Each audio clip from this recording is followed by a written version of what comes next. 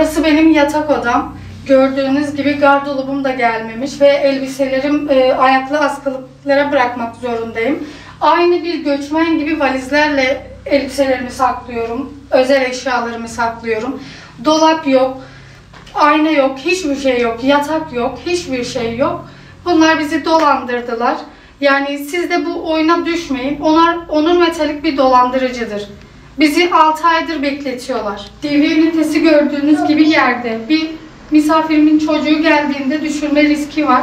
Ve şu an yerde. Ben çok zor durumdayım. Lütfen bana yardımcı olun. Biz koltuk siparişi de verdik. Yani koltuklarımızı da getirmediler. Bir minderle, 2 minderle yetiniyoruz. Misafirler geldiği zaman yani yerde oturmaları lazım. Ünitede sipariş ettik ama gördüğünüz gibi televizyonumuzu yerde bırakmak zorundayız. Yemek masası siparişi verdik. Böyle bir mağduriyet yaşadık. Şu an mutfağımda yerde yemek yemek zorundayım ve yeni evliyim. Bu mağduriyetten dolayı hayatımı yaşayamıyorum.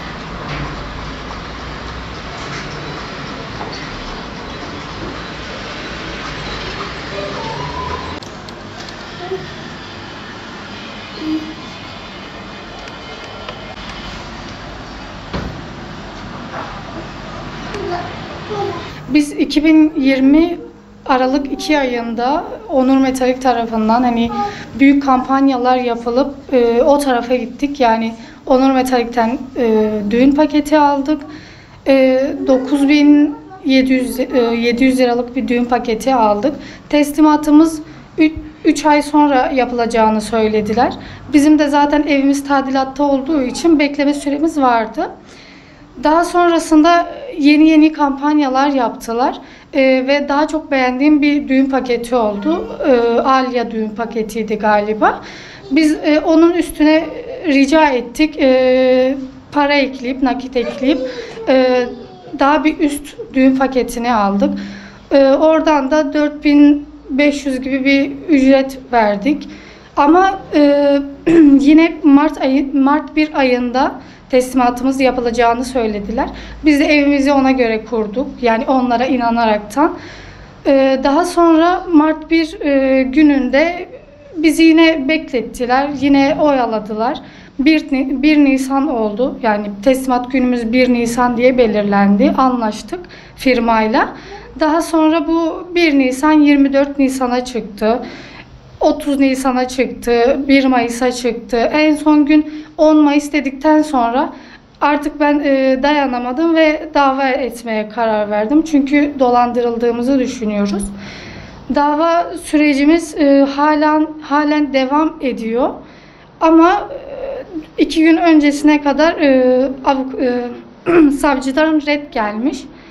Biz tabii bu reddi kabul etmeyeceğiz. Bunu bir üst mahkemeye başvuracağız. Siparişlerimin içinde koltuk takımı vardı, TV ünitesi vardı, yatak takımı vardı, bir konsol vardı, bir de yemek masası vardı. Ama bunların hiçbiri gelmedi. Ben televizyonumu yere koymak zorunda mıyım? Bir misafir bile çağıramıyorum evime. Yeni evli olmama rağmen kimse gelemiyor, kimseyi çağıramıyorum.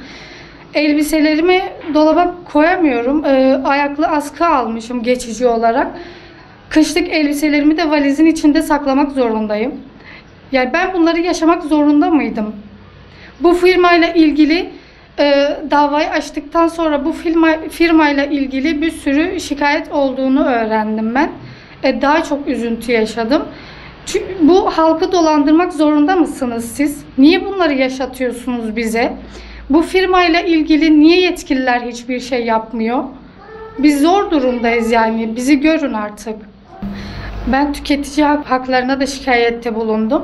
Ama benim aldığım şeylerin limiti aşacağını, yani kotayı aşacağını söylediler.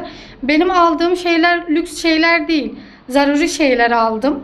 Yani evin ihtiyaçlarını aldım ama limiti aştıkları için yapabilecek bir şeyleri olmadığını söylediler. Ben de bu şekilde dava açtım.